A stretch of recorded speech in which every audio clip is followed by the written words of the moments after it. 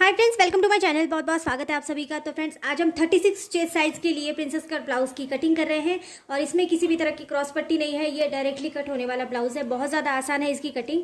अगर आपको क्रॉस पट्टी के साथ यानी कि साइड पट्टी बेल्ट के साथ वाला ब्लाउज भी प्रिंसेस कट ब्लाउज में कटिंग चाहिए तो आप मुझे कमेंट कर सकते हैं। तो यहाँ पर मैंने दो अलग अलग पेपर लिए हैं क्योंकि बैक और फ्रंट दोनों पार्ट हम अलग अलग कट जो ड्रॉ करेंगे एंड देन उसके बाद कट करेंगे। तो यहाँ पर बैक पार्ट कट करने के लिए सबसे पहले हम इस तरह से एक ही पार्ट लेंगे पेपर का। पेपर कटिंग करके अगर आप ब्लाउज की कटिंग करते हैं तो हमेशा गलती कहीं पर भी नहीं होती है, ब्लाउज बिल्कुल फिटिंग में आ जाता है। तो यहाँ पर हम सबसे पहले बैक साइड की कटिंग करेंगे, देन हम फ्रंट साइड की कटिंग करेंगे। तो बैक साइड के लिए सबसे पहले आपको जो भी परफेक्ट आने वाला ब्लाउज है उसकी आप बैक साइड जो है वो मेजरमेंट कर लेंगे। आप चाहे तो फ्रंट साइड से भी उसे मेजरमेंट कर सकते हैं। जैसे नॉर्मली ब्लाउज की जो हाइट होती है वो 15 इंच तक आ जाती है। तो अगर 15 इंच की हाइट है तो आप 1 इंच एक्स्ट्रा यहाँ पर ले लेंगे। जैसे कि यहाँ पर 16 इंच हम ले रहे हैं तो यहाँ ये ब्लाउज जो है वो सील कर 15 इंच का हो जाएगा। 16 इंच लेंगे तो अगर आप यहाँ पर कम लेंगे तो ब्लाउज कम हो जाएगा। आप किसी भी साइज़ के लिए बना रहे हैं तो आपको 1 इंच एक्स्ट्रा ले लेना है। तो यहाँ पर मैंने 16 इंच के ऊपर एक मार्क कर दिया है। 36 चेस्ट साइज़ के लिए बना रहे हैं तो यहाँ पर गले की चौड़ाई जो है मैं 3.25 इंच के लिए रख रही हूँ यहाँ पर। और यहाँ पर जो शोल्डर पट्टी की चौड़ाई है वो मैं रख रही हूँ 3 से लेकर 3.25 इंच तक आप रख सकते हैं आराम से। तो मैं यहाँ पर 3 इंच के लिए रख रही हूँ और जो आर्म होल है इसको हम 6 इंच के लिए यहाँ पर रखेंगे। तो यहाँ पर मैंने 6 इंच का इस तरह से आर्म होल लिया है। हम आर्म होल को इस तरह से ड्रॉ कर देंगे। अब इस तरह से आर्म होल को ड्रॉ करने के बाद आपको टेप को इस तरह से रखना है। 36 का आपको फोर्थ भाग मतलब कि चौथा हिस्सा लेना है।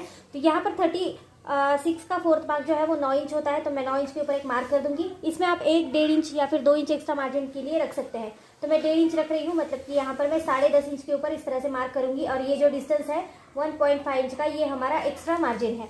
अब जहाँ पर आपने हाइट को पूरा नापा है वहाँ पर भी आपको इस तरह से टेप को रखना है। और ऊपर आपने 10.5 इंच लिया है, नीचे आपको 9.5 इंच लेना है, 1 इंच कम लेना है। या फिर आप ऐसे भी कर सकते हैं कि आप कमर का चौथा हिस्सा प्लस आपको जितना मार्जिन चाहिए वो आप मिला सकते हैं। अगर याद ना रहे तो ये सबसे आसान तरीका है।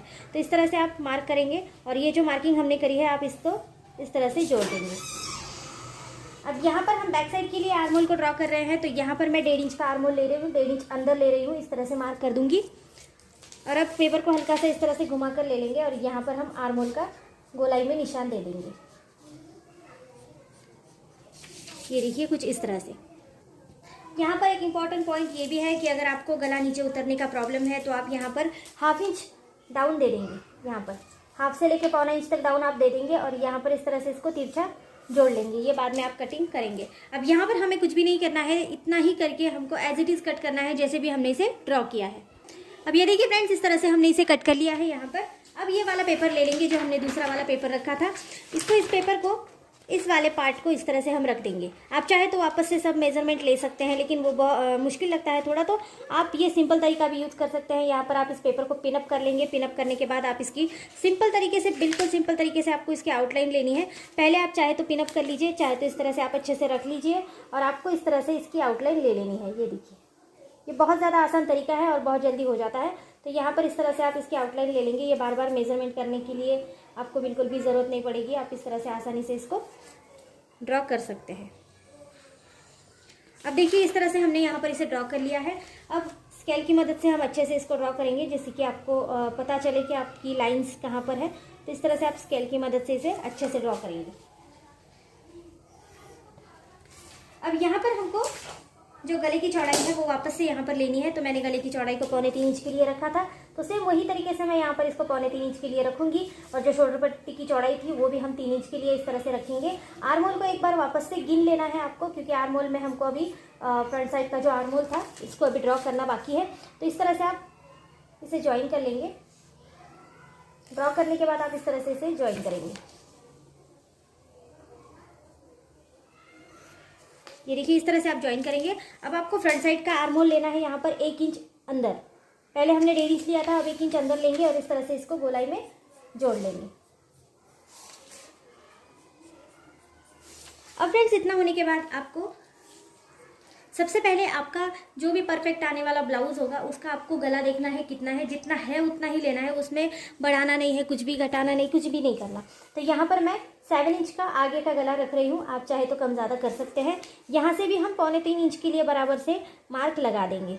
ठीक है, कम ज़्यादा मत लगाइए। इस तरह से आप अच्छे से बॉक्स बना लेंगे तो आपका गला बिल्कुल अच्छे से यहाँ पर फिटिंग में आ जाएगा। ये फ्रंट ओपन का ब्लाउज है। बैक ओपन का पहले मैंने बताया था, अगर आपकी रिक्वायरमेंट होगी तो आप मुझे बता सकते हैं, मैं फिर से एक बार बैक ओपन वाला भी आपके लिए डाल दूंगी उसकी कटिंग। तो यहाँ पर 1 इंच अंदर नापेंगे और इसको यहाँ पर गोलाई दे देंगे, ठीक है। अगर आप चाहे तो आप इसको पंचकोनी गला बनाइए, आपको जो भी गला पसंद हो आप वो डिज़ाइन यहाँ पर दे सकते हैं। अब फ्रेंड्स इतना होने के बाद आपको नीचे आना है। देखो यहाँ पर कोई भी क्रॉस पट्टी साइड पट्टी नहीं है, तो यहाँ से आपको लेना है 4 इंच के लिए 4 इंच यहाँ से आप नापेंगे। और अगर चाहे तो ये वाला जो पार्ट है इसका आपको इस तरह से सेंटर लेके भी आप इसके जो टक्स है वो आराम से लगा सकते हैं। वही आता है जो हम यहाँ से लेते हैं, ठीक है। तो यहाँ से अगर गिनेंगे तो 4 इंच आता है। ऊपर हम लेंगे इसको अब फिर से एक बार 4 इंच के लिए 4 इंच के लिए, ठीक है। ये जो डिस्टेंस है ये भी 4 इंच का है 4 इंच का, और ये जो डिस्टेंस है ये भी 4 इंच का है। इतना होने के बाद आपको यहाँ पर 1/2 इंच का एक डॉट लगाना है, ठीक है। अब आप कटोरी का नाप लगाएंगे। यहाँ से भी अगर आप डिस्टेंस रखना चाहते हैं तो यहाँ से भी आप रखेंगे 1.25 इंच के लिए डिस्टेंस इस तरह से। और अब आप कटोरी का निशान इस तरह से लगाते हुए चलेंगे। जहाँ पर आपने 1/2 इंच का डॉट लगाया है ना, वहाँ तक आपको इस तरह से इसका निशान लगा देना है। ये देखिए इस तरह से। अब आपको यहाँ पर आप 36 साइज़ के लिए बना रहे हैं, तो 36 साइज़ के लिए सबसे इम्पॉर्टेंट है कि आप यहाँ पर इसे मेज़रमेंट लेंगे 2 इंच के लिए, ठीक है। 1.25-2 इंच के लिए आप यहाँ पर मेज़रमेंट इसको ले लेंगे। अब आपको ये जो मेज़रमेंट है आपको कुछ इस तरह से यहाँ पर जोड़ देना है, ठीक है। आप ऐसा जोड़ेंगे ना तो कुछ ऐसा इसका शेप बनकर आपके सामने आ जाएगा। तो ये वाला जो डिस्टेंस है ये है 2 इंच का। इसको थोड़ा सा कम भी आप कर सकते हैं। 36 के लिए बना रहे हैं तो थोड़ा सा पफ निकलना ज़रूरी है, नहीं तो जो चेस्ट है वो बहुत ज़्यादा दब जाती है, तो इसीलिए मैंने थोड़ा सा इसको ज़्यादा रखा है। अब ये वाला डिस्टेंस आप यहाँ पर बढ़ाएंगे, ठीक है। ये देखिए यहाँ पर मैं बढ़ा ले रही हूँ। ये पूरा जो पेपर है मैं यहाँ पर बढ़ा रही हूँ। अगर आप ब्लाउज पीस पे कर रहे हैं तो आपको याद रखना है जितना भी आपने यहाँ पर डिस्टेंस लिया है वही आपको यहाँ पर भी बढ़ाना है, सेम जितना आपने लिया, कम ज़्यादा नहीं करना है। और यहाँ से आप बढ़ाएंगे 1 या आधा इंच के लिए, क्योंकि यहाँ पर जो सिलाई होगी तो ये वाला मार्जिन आपका यहाँ पर रहेगा। और इसको आप इस तरह से जोड़ देंगे, ठीक है। ये जो एक्स्ट्रा मार्जिन है ये लेना ज़रूरी है, क्योंकि यहाँ पर जब भी सिलाई लगती है दोनों साइड से तो कपड़ा कम हो जाता है, ऐसा ना हो इसीलिए आपको दोनों साइड से मार्जिन को रखना बहुत ज़्यादा ज़रूरी है। अब इतना होने के बाद आप इसकी कटिंग करेंगे। कटिंग भी बहुत ज़्यादा आसान है, जैसे भी आपने मार्किंग करी है। सबसे पहले नीचे से शुरुआत करेंगे इस तरह से। ये मार्जिन का जो फैब्रिक है, जो भी आपका पेपर है, इसको बिल्कुल भी कट नहीं करेंगे, इसको अच्छे से मार्जिन के साथ ही रख कर ले लेंगे। अब आपको लेना है फ्रंट साइड का आर्महोल। बैक साइड का तो हमने पहले भी कट किया था, तो अब लेंगे फ्रंट साइड का आर्महोल। इसको इस तरह से टर्न करते हुए अच्छे से कटिंग कर लेंगे। ये जो हमारा साइड का ये फैब्रिक है इसको भी कट करेंगे। आगे का जो भी आपका गला होगा, आपने जो भी डिज़ाइन में बनाया होगा, सेम वही तरीके से आप इसकी कटिंग कर लेंगे। अब आती है बारी यहाँ पर कटोरी की। ये बहुत ज़्यादा इंपॉर्टेंट है। तो यहाँ पर सबसे पहले आप इस तरह से ये सीधी लाइन तक यहाँ पर कट करके छोड़ देंगे। अब आपको आपने जो शेप लगाया है ना वो शेप के हिसाब से यहाँ पर कटिंग करनी है। देखो यहाँ पर ये कट हो गया हिस्सा। अब आप इस तरह से कट करेंगे। ये जो कटोरी पार्ट है ये इस तरह से आपको कट कर लेना है, देखिए।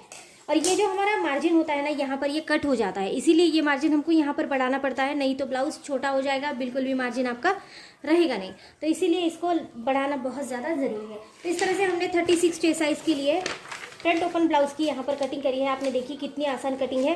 स्लीव्स की अगर आपको कटिंग चाहिए तो आप मेरे किसी भी वीडियो में जाकर देख सकते हैं। मैंने बहुत साइजेस के अलग अलग साइजेस के लिए स्लीव्स की कटिंग डाली है, वहाँ पर पैटर्न भी अवेलेबल करवाए हैं और बहुत ज़्यादा आसान पैटर्न डालने की कोशिश की है, तो आप वहाँ जाकर देख सकते हैं। आज हमने यहाँ पर 36 चेस्ट साइज़ के लिए कटिंग करी है। तो आज की वीडियो अगर आपको अच्छी लगती है, ये प्रिंसेस कट ब्लाउज है। वीडियोस अगर अच्छी लगती है आपको तो चैनल को लाइक शेयर सब्सक्राइब जरूर कर देना, और इसी टाइप्स की वीडियोस को आगे भी आप देखते रहना। मैं इसकी स्टिचिंग भी आपको डालती रहूँगी, तो धीरे धीरे से कवर करने की कोशिश करती हूँ, जो भी बिगिनर्स हैं वो अच्छे से सीख पाए। So friends, thank you so much video को पूरा देखने के लिए। Thank you so much friends.